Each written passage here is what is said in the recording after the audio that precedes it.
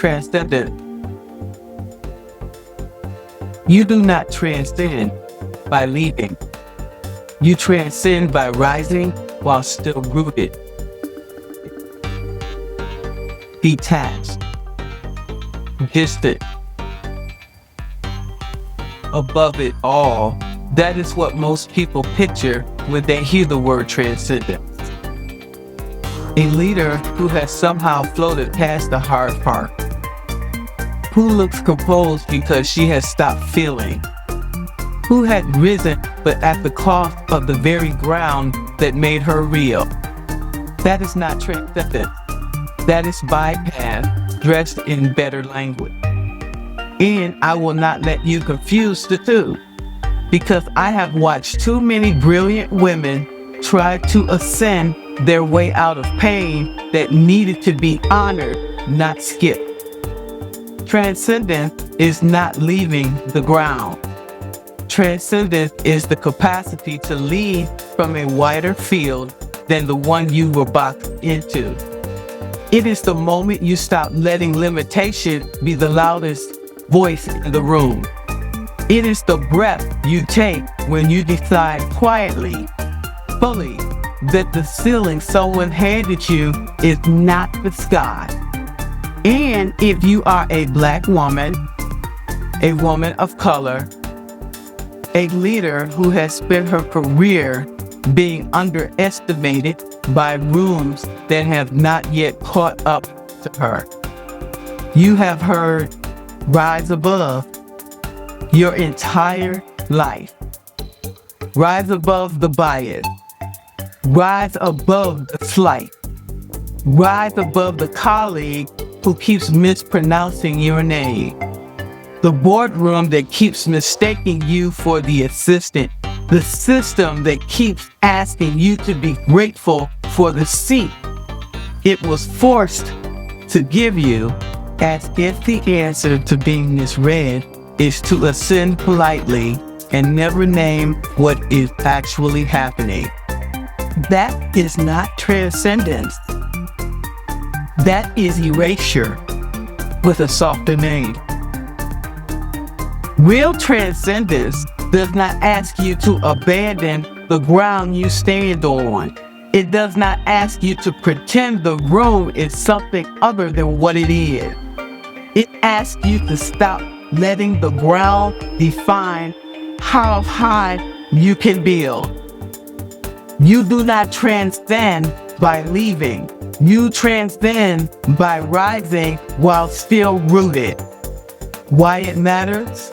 Without transcendence, your leadership stays trapped at the altitude of whatever room you walk into. It looks like letting one bad meeting define your whole week. Mistaking your critics' framing for the truth about who you are.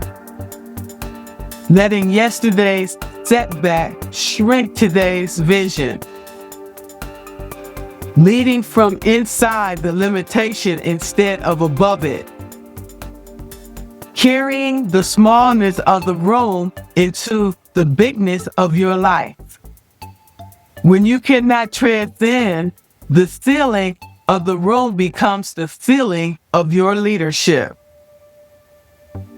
The altitude of the smallest person in the meeting becomes the altitude you operate at all day. And for you, the cost is not abstract. It is deep. It is daily. You spend energy navigating misperception. You absorb structural friction nobody around you can even see. You walk into rooms that were not built with you in mind and somehow still produce. If you operate only at the altitude these rooms permit, you will spend a lifetime adjusting and never reach the field you were actually built to lead in. Transcendence is how you reclaim airspace. It is also where your influence, your freedom, and your joy lives. Visibility. Transcendence makes leadership unconfinable. Transcendence is how you reclaim your airspace. Transcendence is how you reclaim airspace. It is also where your influence, your freedom, and your joy lives. Visibility. Transcendence makes leadership unconfinable. Transcendence changes how you walk into any room, not as untouched, not as performing, as undefeated. Leaders carrying this can say out loud without flinching, "I hear what you're saying. It is not what is true. This moment is not the size of me. I refuse to lead from the limitation you have placed on this conversation." And something shifts. You become difficult to box in, difficult to reduce, difficult to dismiss.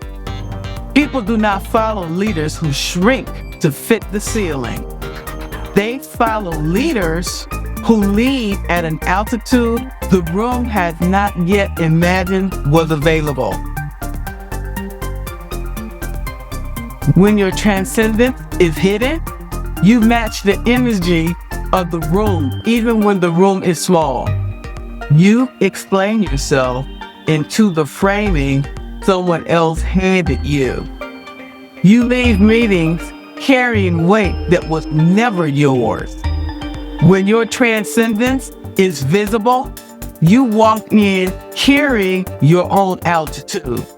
You decline reductive framing in real time without apology. You leave rooms larger than you walked in, and so does everyone who watched you. Visible transcendence is not arrogance, it's altitude.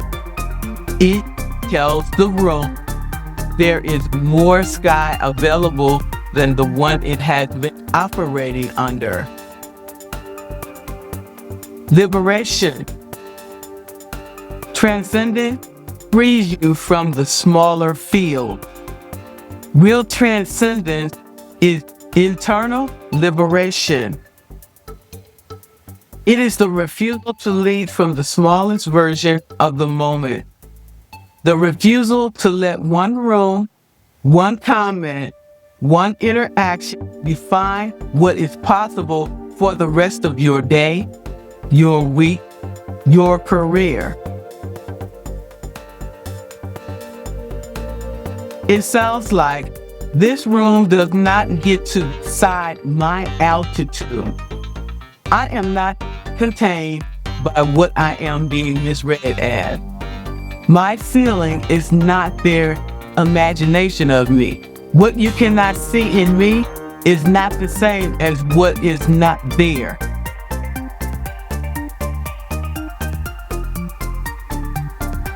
When you stop letting the limitations of the moment define the size of your leadership, you regain access to a field much wider than the one you were handed.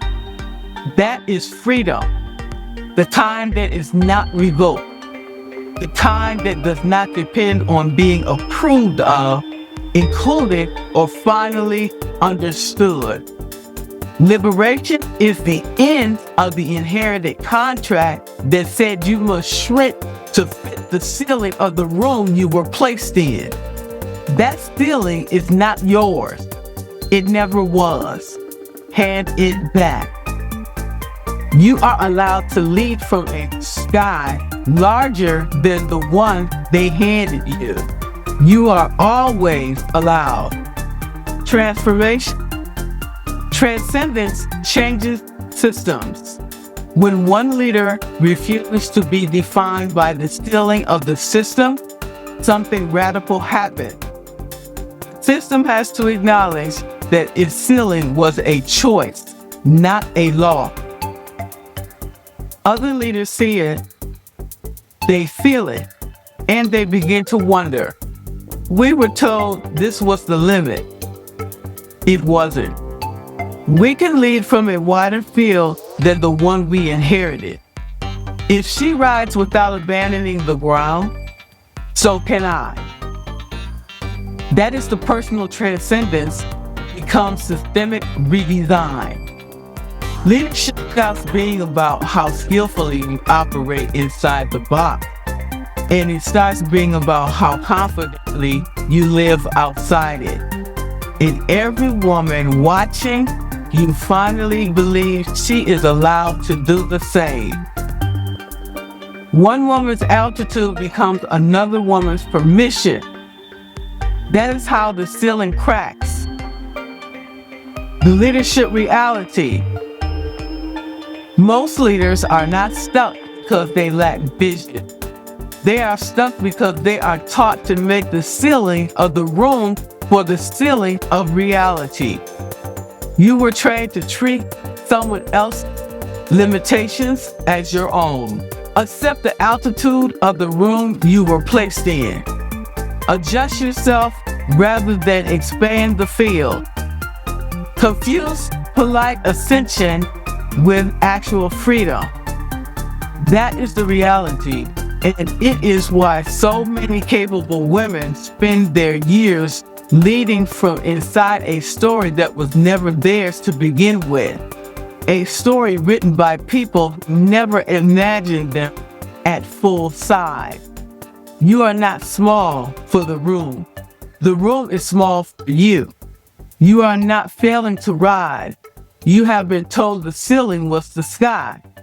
You are not too much. You are simply standing in a space that was built for less than you.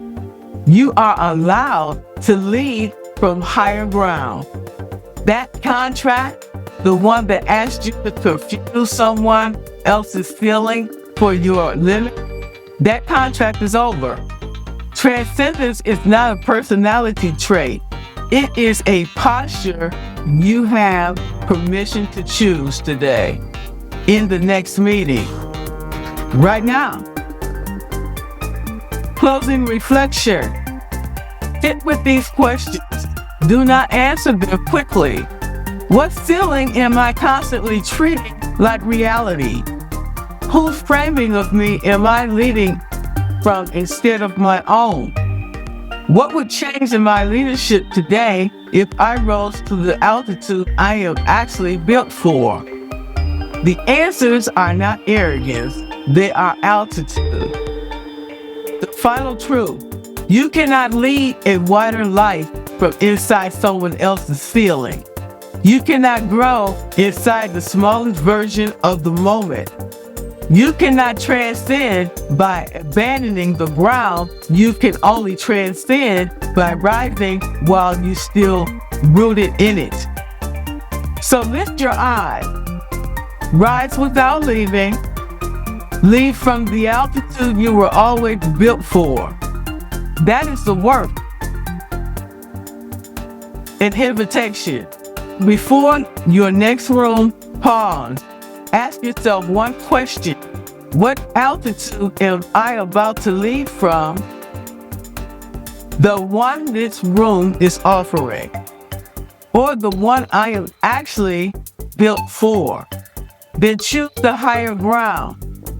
Your influence, your freedom, and your joy are waiting there. They have been waiting a long time.